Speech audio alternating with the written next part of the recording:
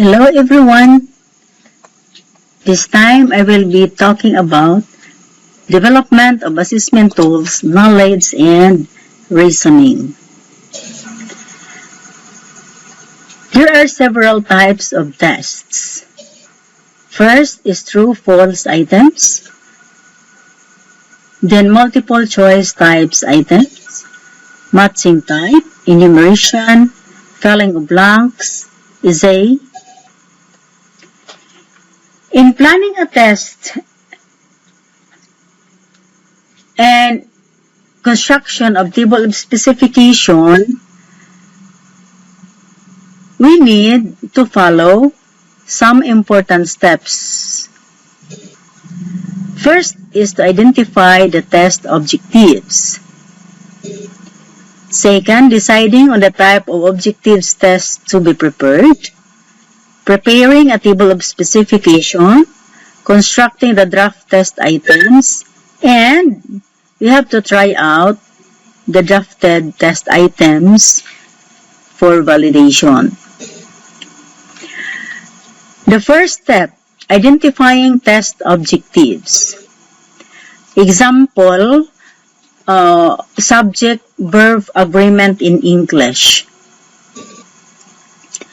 For knowledge, we may have identified the subject and the verb in a given sentence.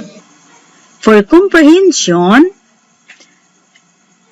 we can have determined the appropriate form of a verb to be used given the subject of a sentence. For application, we can have write sentences observing roles on subject-verb agreement. For analysis, it could be break down a given sentence into its subject and predicate. Select the subject and predicate of a sentence. It could also be used. Then in evaluating, make judgment about the value of ideas or materials. Example, select the most appropriate verb to use in the given sentence. Then the last is creating. Formulate rules to be followed regarding subject-verb agreement. That is an example. Then, deciding the type of objective test. How to decide? Remember, the test objectives dictate the kind of objective test designed and constructed by the teacher.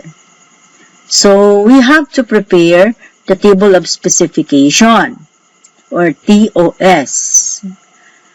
What is TOS, or table of specification? Table of specification is a test map, a guide in constructing the test. So therefore, it is important to have the table of specification before the construction of the test. Hence, it will guide us on what type of test that we will be going to construct. Then ensures balance between items of lower and higher order thinking skills. A simple table of specification consists of 4 columns. So this is a prototype table of specification. This is just an example of the objective that we have just had. We have heard the level of the objectives: remembering, comprehension, application, analysis, evaluating, and synthesis. And then the second column is the objective. So objectives of each of the level. Then item number of items, and the percentage. So we could ensure that there is a balance of the number of test items in all the level.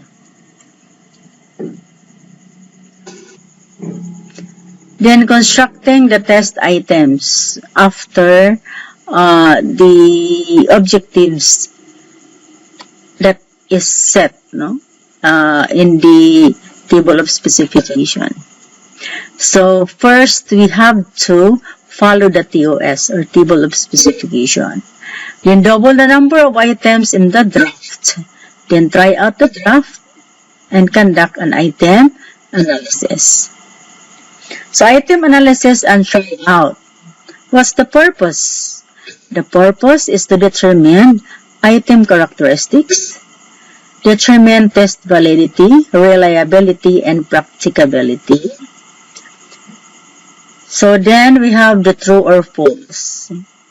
True or false is a binomial choice test. So there are only two options, the true or the false. So in true or false test type, there is a 50-50 chance of guessing. So then, in order to offset the effect of guessing, we can have the modified true-false tests. When and how to use it? It could be appropriate for all levels of cognitive ability, from the remembering until the creativity.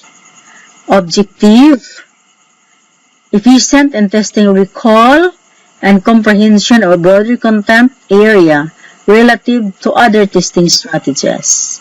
Well suited to test recall, comprehension of simple logic or understanding, as with if-then, causal, and or because statements. When and how to use? It is not appropriate to test the ability to read or interpret complex sentences or understand complex thoughts. It is sufficiently reliable and valid instrument. Its ability to include the most test items in a time frame increases its reliability.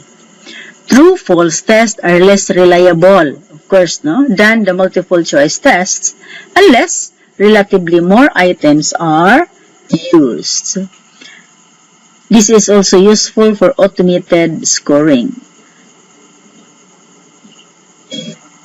Useful for item analysis and journal and over time.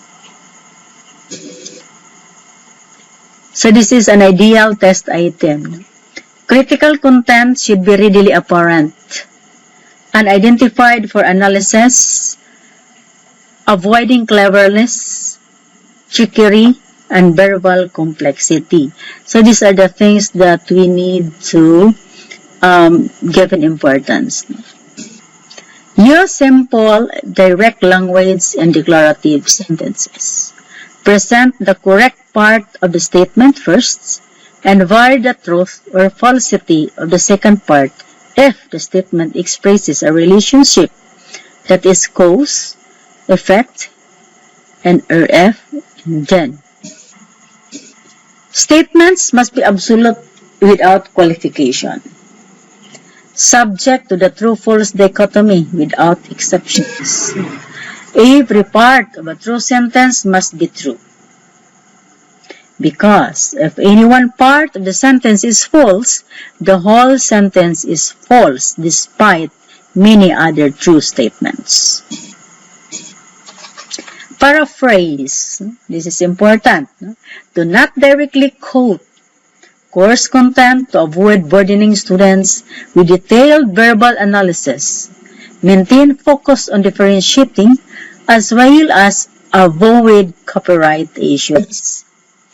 Include background, qualifications, and context as necessary. Like, for example, according to blah blah blah. In developing a question with a qualifier, negative or absolute word, substitute or experiment with variation to find the best phrase and assessment. Things to be avoided. We have to avoid unfamiliar vocabulary and concepts. Long strings of statements. Ambiguous statements and generalizations that are open to interpretation. Indefinite or subjective terms that are open to interpretation. Example, a very large sport, a long time ago, most. Negative words and phrases. They could be confusing.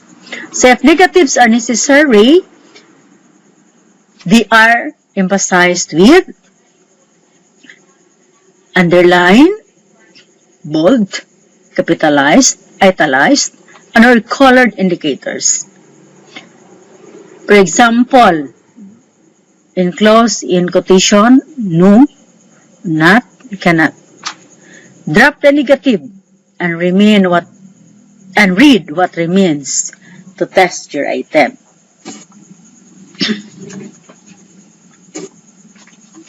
Absolute words restrict possibilities.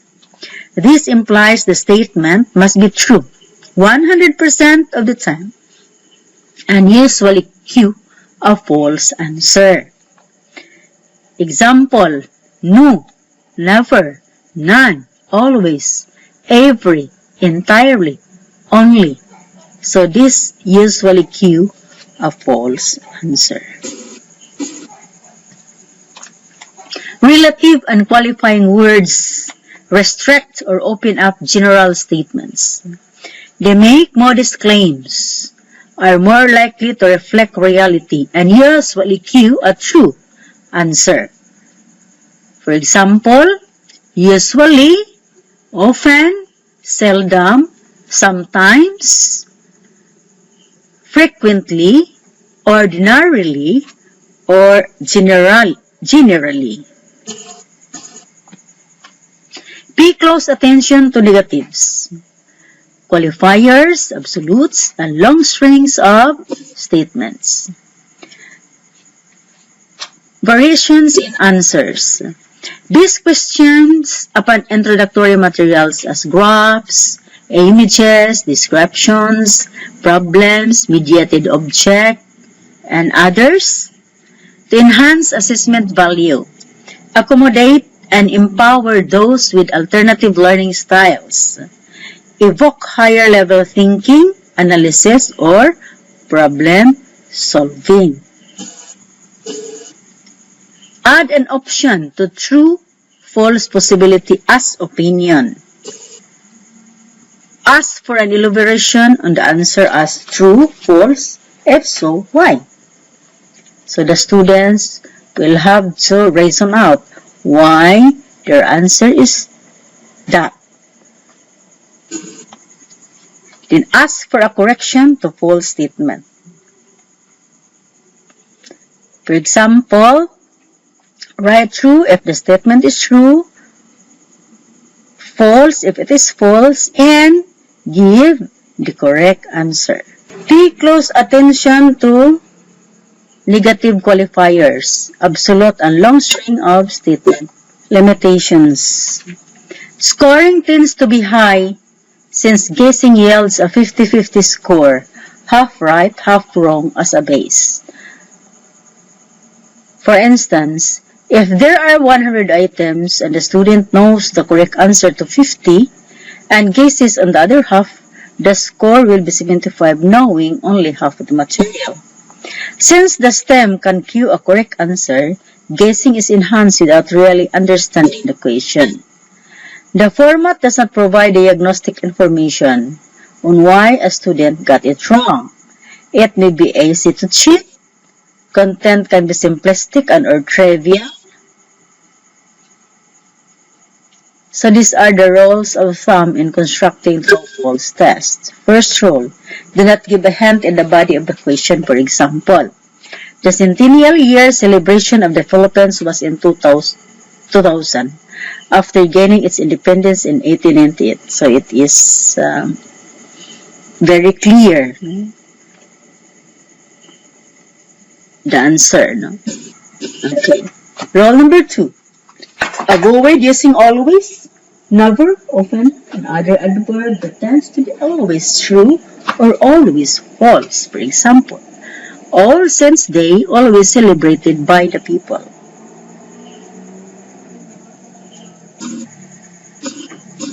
Rule number 3. Avoid long sentences that tend to be true. Example, an ideal test items, critical content should be readily apparent and identified for analysis, avoiding cleverness, trickery, and verbal complexity. Rule number 4. Avoid text statement with some minor misleading word or spelling anomaly, misplaced phrases, or others. Example, the principal of our school is Mr. Albert P. Panadero. Rule number 5. Avoid quoting verbatim from reference materials or textbooks. Rule number 6. Avoid specific determiners or giveaway qualifiers. For example, never use text statement in constructing text items. Rule number 7. Avoid disproportionate number of event patterns. Which is the better true-false question?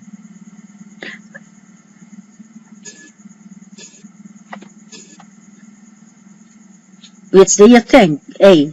According to your textbook, alcoholism is a disease. B.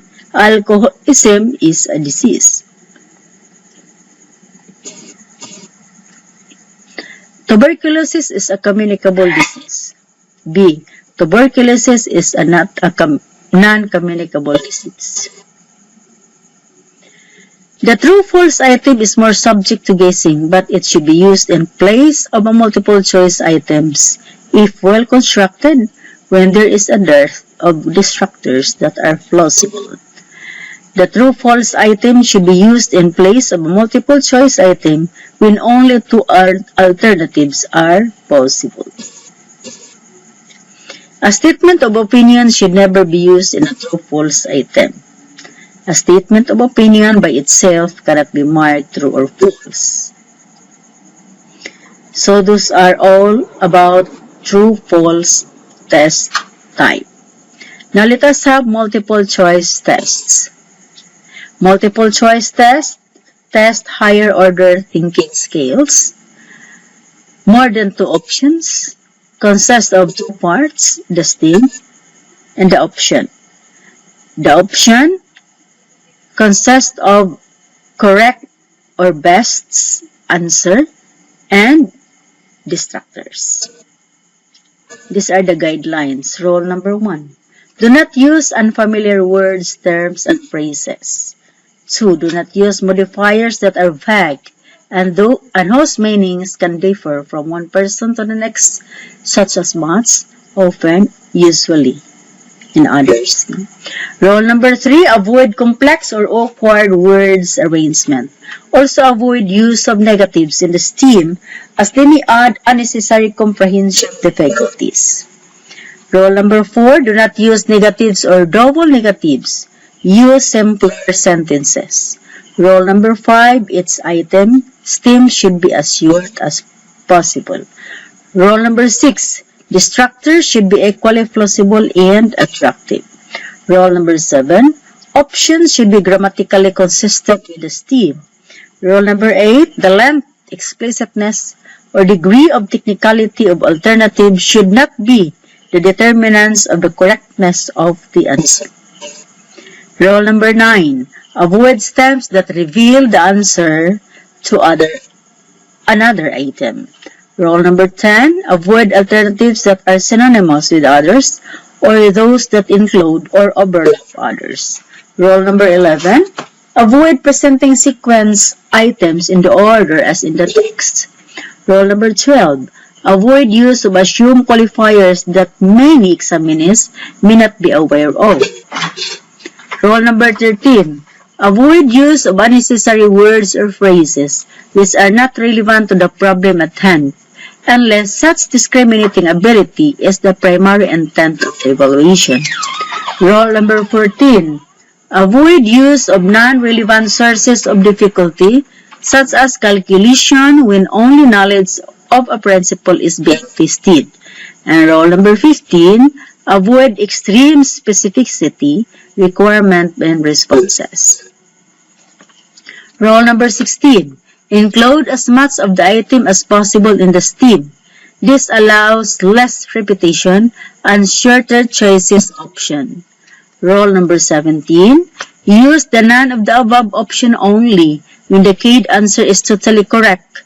When choice of the best response is intended, none of the above is not appropriate. Rule number 18. Note, the use of all of the above may allow credit for partial knowledge. Rule number 19.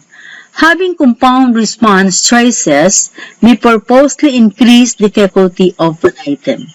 Rule number 20. The difficulty of a multiple choice item may be controlled by varying the homogeneity of degree of similarity of responses.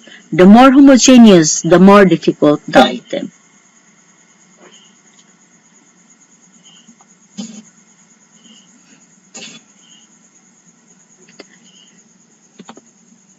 These are sample exercises for remembering objective. Identify the characteristics of U.S. presidents.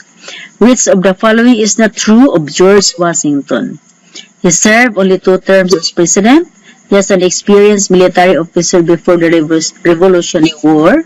He was born in 1732. And letter D, he was one of the signers of the Declaration of Independence. Not true.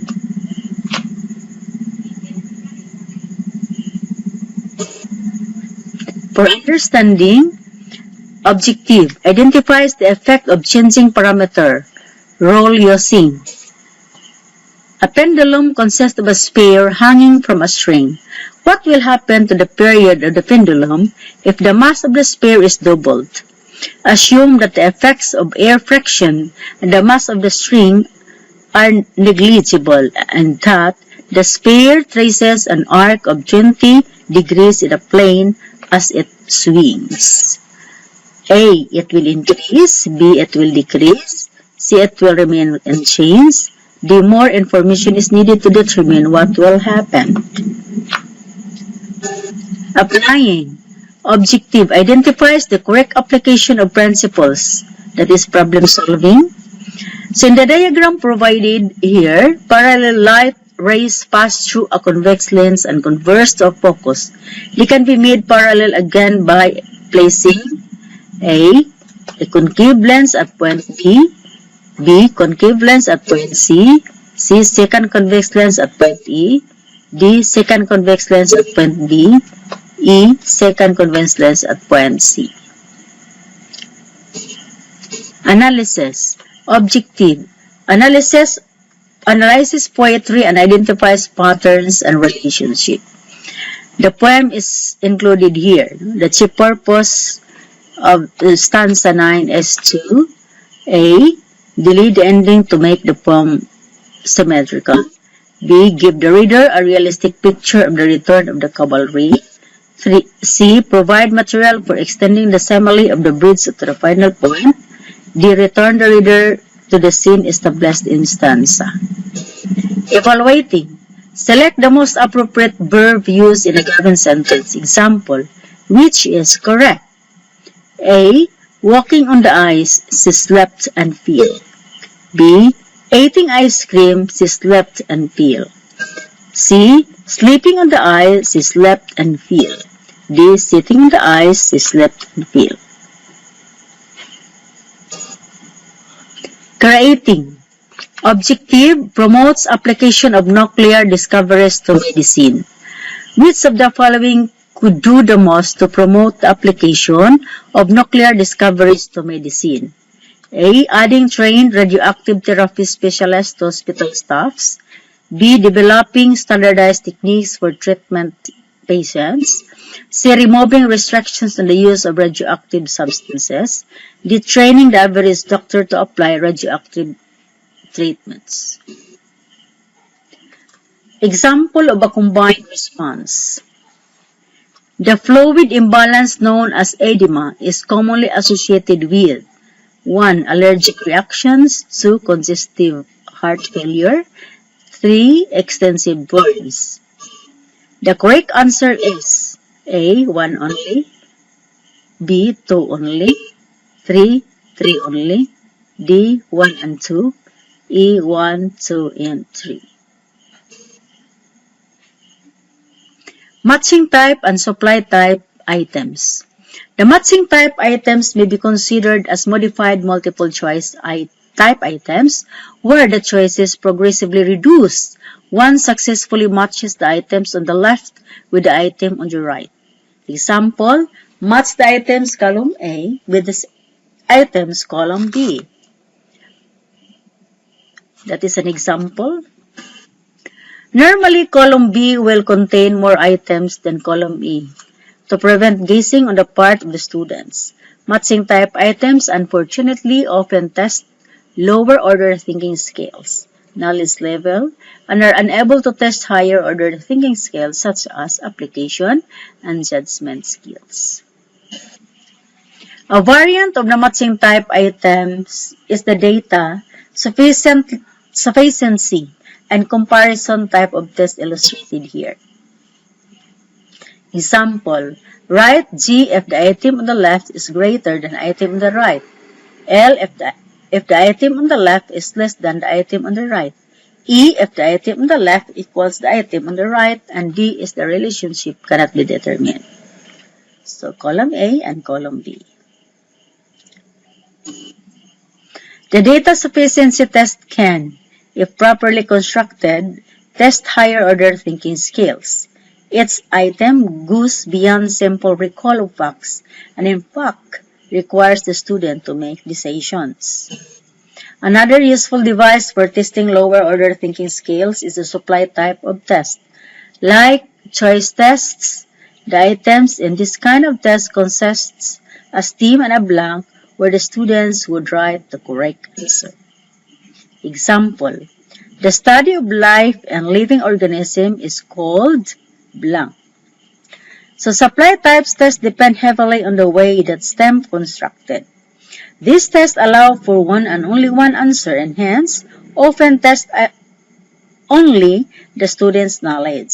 So it is, however, possible to construct supply type of test that will test higher order thinking as the following example shows. Write an appropriate synonym for each of the following. Each blank corresponds to a letter. Metamorphose, flores. So the appropriate synonym of the first is change with 6 letters, while the appropriate synonym for the second is grow with 4 letters. Notice that these questions require not only mere recall of words but also understanding of these words. Essay. Essays, classified as non-objective tests, allow for the assessment of higher order thinking skills. Such tests require students to organize their thoughts on the subject matter in coherent sentences in order to inform an audience. In essay tests, students are required to write 1 or more paragraphs on a specific topic.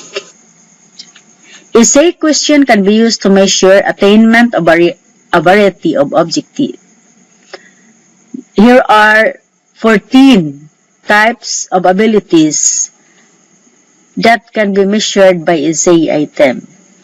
1. Comparison between 2 or more things. 2. The development and defense of an opinion. 3. Questions of cause and effect. 4. Explanations of meanings. 5. Summarizing of information in designated area. 6. Analysis. 7. Knowledge of relationship. 8. Illustrations of rules, principles, procedures, and application. 9. Application of rules, laws, and principles to new situation. 10. Criticism of the adequacy, relevance, or correctness of the concept, idea, or information. 11. Formulation of new questions and problems. 12. Organization of facts. 13. Discrimination between objects, concepts, or events. And 14. Inferential thinking. Note that all these involve the higher level skills mentioned in Bloom's taxonomy. So the following are rules of thumb which facilitate the scoring of essay.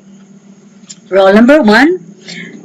Face the direction in which a way the students are guided on the key concepts to be included in sample.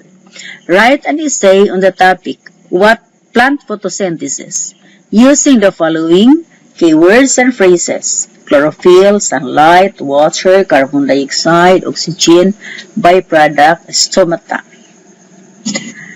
Note that the students are properly guided in terms of the keywords that the teacher is looking for in this essay examination.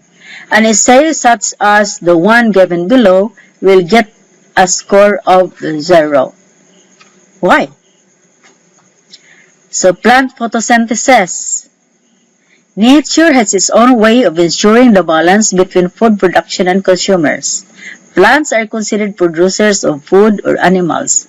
Plants produce food for animals through a process called photosynthesis. It is a complex process that combines various natural elements on Earth and to the final product which animals can consume in order to survive. Naturally, we all need to protect plants so that we will continue to have food on our table. We should discourage burning of grasses, cutting of trees, and illegal logging. If the leaves of plants are destroyed, they cannot perform photosynthesis, and animals also perish. So this one will be given a score of 0. Hence, the essay never give an opinion about the keywords that is given. Rule number 2. Inform the students of the criteria to be used for grading their essays. This rule allows the students to focus on relevant and substantive material rather than a peripheral and unnecessary facts and bits of information. For example, write an essay on the topic plant photosynthesis using the keywords indicated. You will be graded according to the following criteria: A. Coherence, B. Accuracy of statements, C. Use of keywords, D. Clarity, and E. Extra points for innovative presentation of ideas. Rule number 3. Put a time limit on the essay tests. Rule number 4. Decide on your essay grading system prior to getting the essays of your students. Rule number 5. Evaluate all of the students' answer to one questions before proceeding to the next question. Scoring or grading essay test questions by questions rather than student by student makes it possible to maintain a more uniform standard for judging the answer to its questions. This procedure also helps offset the halo effect in grading. When all of the answers on one paper are read together, the grader's impression of the paper as a whole is apt to influence the grades he assigned to the individuals. Answers. Grading questions by questions, of course, prevents the formation of the overall impression of students' papers. Each answer is more apt to be judged on its own merit. When it is read and compared with other answers, the same questions then when it is read and compared with other answers by the same students. Rule number 6. Evaluate answers to essay questions without knowing the identity of the writer. This is another attempt to control personal bias during scoring. Answers to essay questions should be evaluated in terms of what is written, not in terms of what is known about the writers from other contacts with them. The best way to prevent our prior knowledge from influencing our judgment is to evaluate each answer without knowing the identity of the writer. They can be done by having the students write their names on the back of the paper or by using code numbers in place of names. Rule number 7. Whenever possible, have 2 or more persons grade its answer. The best way to check on the reliability of the scoring of essay answers is to obtain 2 or more independent judgment. Although this may not be a feasible practice for routine classroom testing, it might be done periodically with a fellow teacher, one who is equally competent in the area. Obtaining 2 or more independent rating becomes especially vital where the results are to be used for important and irreversible decisions such as in the selection of students for further training or for special awards. Here, the pooled ratings of several competent persons may be needed to attain level of reliability that is commensurate with the significance of the decision being made. Some teachers use the cumulative criteria, that is, adding their weights given to each criterion, as basis for grading, while others use the reverse. In the latter method, each student begins with a score of 100. Points are then deducted every time a teacher encounters a mistake or when the criterion is missed by the student in the essay. Thank you for watching, and actually those are important things to be followed or considered when constructing a tests for student assessment. Once again, thank you and have a nice day.